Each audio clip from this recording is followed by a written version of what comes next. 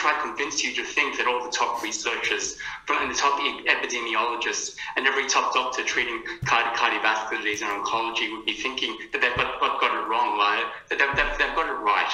I want to bring you the evidence base from...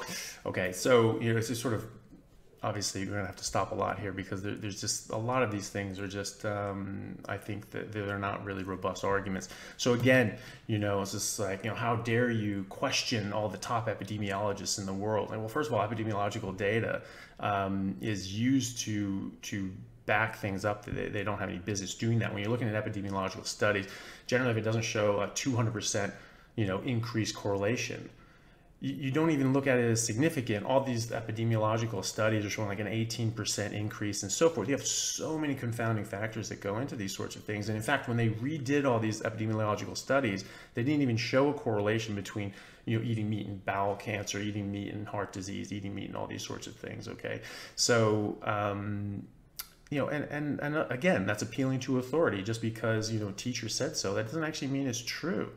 All the top scientists in the world thought the earth was flat too at one point. How'd that one work out? Okay, and if you really want to know what the top epidemiologist on earth thinks, Professor John Ioannidis from Stanford, who is one of the top 10 most cited researchers of all time in any field, he said, and I quote, the Eat Lancet study is not science, it's science fiction. And that's the only way I can describe it. We'll paraphrase him anyway. So actually, the top epidemiologists think this is garbage. And they've shown it's garbage. You look up his work, he talks about it. Observational studies. When we think about some of the work done in the blue zones by Dan Buettner from Ikaria, Loma Linda, Sardinia, Okinawa, and Nicoya in Costa Rica, these diets of the world's longest living people are predominantly plant-based. They did not eat a lot of red meat, and I can guarantee you they weren't in ketosis for their whole lives. Yet these are the people living to 90 years old and longer, and are happy and are lively. So when you think about... Okay, again, so these are very problematic studies. The Blue Zone study, they only looked at incomplete data. They didn't look at every single society. They didn't look at native populations that were eating as a carnivore. Okay, they just skipped those out. All right, talking about Okinawa. Okay, Okinawa, they're saying that these things didn't eat red meat. That's clever how he used that word. Didn't use red meat. They eat a lot of pig. They have pigs all over that island. Okay, they eat a lot of meat. Okay, it's just pig. It's not red meat. Like, oh, sorry, I guess throw the whole argument out. Actually, the longest lived city is Hong Kong. And this is averages from birth, right? Which is mostly meaningless, but that's what we're looking at. That's how we compare these things. So Hong Kong eats the most meat per capita of any population in the world. They have the longest average lifespan from birth. Okay. Conveniently, things like the Blue Zone study and Eat Lancet and all that, just ignore that. Okay, or just leave it out. All right. And then, okay, these guys are living to their 90s. Well, they're not all living to their 90s. Again, their average is, I think it's 78 in Okinawa, around there. I think Hong Kong is around 80. Anyway, but that's the highest. So, that's the average. People are living older than that, though. But they're saying they're living to their 90s. Okay, great. We know as geneticists that the human animal is chromosomally, genetically designed to live 120 years. Okay, so 90 is dying young, actually. Okay, so you're doing something wrong. Okay, now maybe it's because you're eating plants, you're not eating meat, whatever it is, you're doing something. And again, Okinawa, they eat a lot of meat, they eat a lot of pig. Okay, so that's not really a fair assessment, I don't think. These people, that are living longest having a plant-based diet. I then want to ask you to think about a biomarker. And biomarkers we use, but it doesn't necessarily change mortality, but they are clues. And a plant-based diet is the only, and vegan diet is the only dietary pattern that consistently reduces and improves biomarkers associated with major disease states.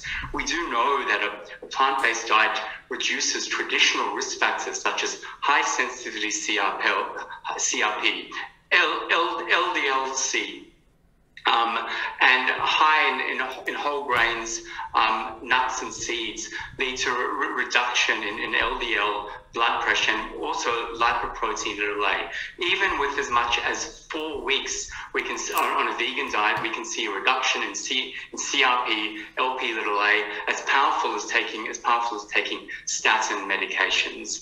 Then when we think, okay, so let's talk about that. Okay, so. He's talking about reduction of LDL cholesterol, LDL-Cs, LDL cholesterol. LDL cholesterol does not cause heart disease. Okay, all the big studies post 2015 have showed this conclusively. Okay, there's a meta-analysis. So you have controlled trials, randomized controlled trials, and you have a meta-analysis which looks at all those randomized controlled trials, looks at all the data and sort of correlates it out statistically and said, okay, what are we seeing here with this massive population and these massive group of people now? Large meta-analysis in the Journal of American College of Cardiology published in 2021. So it was a recent study, okay, meta-analysis showed that saturated fat was not a cardiovascular risk, and instead it was protective against stroke, okay?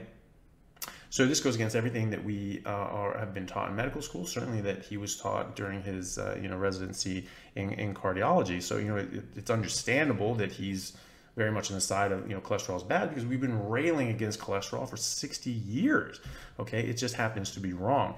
More of this, so the British Journal of Sports Medicine, they published a paper in the last few years showing that saturated fat, LDL cholesterol, is not a cause of heart disease. It's actually an inflammatory process, like I mentioned before. And in fact, there's an inverse relationship between saturated fat intake and heart disease. Inverse, okay? So it protects against heart disease. It also protects against Alzheimer's and Parkinson's and so forth, because your brain's made out of fat and cholesterol and so forth. You need that to keep your brain healthy, okay? You need it to develop healthily as well. So kids, vitally important for them to get this evil saturated fat as well, okay? There's a large study with 60,000 patients, I think it was published in 2015, looking at statins. You say, oh, this is better than statins at reducing cholesterol. We don't want to reduce cholesterol. Cholesterol is not the problem, okay? Statins have side effects, okay? They sap your cells of vitamin CoQ10. Anybody who prescribes statins without prescribing vitamin CoQ10, I think is doing their patient a big disservice, okay? Because that can actually damage your cells and can damage your heart cells, okay? So you're giving a medication to protect your heart, and you're now damaging your heart with that medication, okay? That's not great. So this looked at patients over the age of 65, is most common cohort for people that are at risk of heart disease and heart attack. So they were on statins. 60,000 people, they found that there was that taking statins was at least neutral in their in their risk of getting a heart attack and stroke and so forth, or even worse. Okay, so people having statins, having lower LDL cholesterol, were actually having worse outcomes. Okay, so statistically it wasn't quite even. It was actually, they were a little worse. Okay, so saying that, look, we really need to rethink this, because we're giving a medication that is not helping. It is definitely not helping, and it could be causing harm. And I would argue that it does cause harm, because you're giving somebody something that has side effects and no benefit, okay? So that's the definition of causing harm, okay? The British, the BMJ, the British Medical Journal, they did a literature review a few years ago as well, again, found no association, or actually an inverse association between LDL cholesterol and all-cause mortality and cardiovascular mortality in the elderly, okay? So what are we doing? That's not a marker of disease. There was another study, another lit review in 2018 that showed, again, LDL cholesterol does not cause cardiovascular disease. There's another study showing that lower cholesterol levels were linked to depression and suicide, okay? So people that had lower LDL cholesterol were having much higher rates of depression, and the ones who had depression and low cholesterol had a much higher rate of suicide. Okay, that's a big deal. All right, so in fact, now psychiatrists who know this are now recommending their patients get your damn cholesterol up. Okay, it's going to save your life and change your life. Okay. So, you know, this is all the new data. This is very robust stuff. We're talking about hundreds of thousands of patients. We're talking about massive studies, meta-analyses, all these sorts of things, okay? But we almost don't need them, okay? Because all the studies that showed that cholesterol caused heart disease were bunk. There is no high-level evidence that actually shows that cholesterol is even associated with heart disease. No high-level evidence. None. And the evidence that we do have, we now know is bunk. We now know it's not only false, but fraudulent, okay? The Journal of the American Medical Association published in 2015 actual internal memos from the sugar companies back in, you know, 40s, 50s, 60s, talking about how there were studies coming out that were suggesting that sugar caused heart disease. Now we have actual hard evidence to suggest that it does, okay? So at the time, they were like, okay, well, we need to put some, counter arguments out there. So in their own words, in their own documents, they detailed how they paid off 3 Harvard professors to falsify data and publish fraudulent studies to make it appear as if cholesterol was causing heart disease when it was really sugar. And one of those professors was named head of the USDA in 1965. And then the USDA was the one that declared unequivocally that cholesterol causes heart disease, saturated fat increases cholesterol, stop eating both. It changed the world. People stopped eating fat, they stopped eating cholesterol, they stopped eating red meat especially, and eggs, because these are the worst. They have the most cholesterol. Actually, they're the best. They have the most nutrients, which cholesterol is one of, and so is saturated fat. What were the results? We reduced our cholesterol intake by 30%, reduced red meat by 33%, increased fruits and vegetables by 30 and 40% respectively, increased sugars and grains as well. What happened? This is in America, hundreds of millions of people. What happened? The obesity rate tripled, stroke rate tripled, heart disease tripled, cancer rates tripled, type 2 diabetes, autoimmune disorders, Alzheimer's, Parkinson's, even neurodevelopmental delays such as autism. These all increased exponentially. Okay, these almost didn't exist before. Now they're the only things we treat. So he's talking about, well, where's your evidence to say that a carnivore diet is going to reduce these things? Dude, where's yours? We reduced cholesterol by 30%. We reduced saturated fat and red meat by 33%. Okay, heart disease went up. Heart disease tripled. Okay, so that is very conclusive, right? Well, maybe there's something else going on. Obviously, there's a lot of these things can go on, but when you run an experiment, especially with hundreds of millions of people, and you get these outcomes, you have to start thinking about it. Okay, as Richard Feynman said, it doesn't matter how brilliant your theory is, and it doesn't matter how smart you are. If it doesn't agree with the experiment, it's wrong. Okay, so we did the experiment. It's wrong. Okay, and we know that we have hard evidence showing that it's bullshit. Okay, Ansel Keys did something called the seven nation study or something like that, and he found the nations that say, oh, the more cholesterol you have, the more heart disease you have. It was this exponential growth, this exponential chart. Okay, wow, that was very compelling.